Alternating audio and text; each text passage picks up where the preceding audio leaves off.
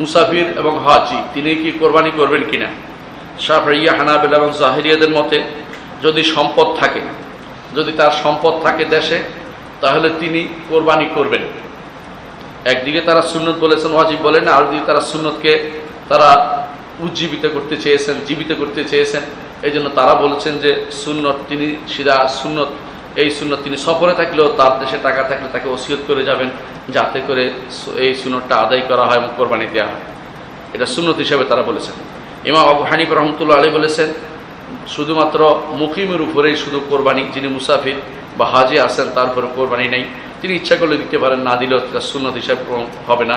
কারণ রাসূলুল্লাহ সাল্লাল্লাহু আলাইহি ওয়াসাল্লাম তিনি সফরে থাকার পরে আবার তিনি কোরবানি করেছেন এমনটা তিনি দেখা যায় না, কিন্তু হাদিসে দেখা যাচ্ছে তিনি করেছেন। এটা আবু হানিফা রাহমাতুল্লাহর মত হলো আমরা দেখতে পাই যে রাসূলুল্লাহ সাল্লাল্লাহু আলাইহি ওয়াসাল্লাম সফরেও কোরবানি করেছেন।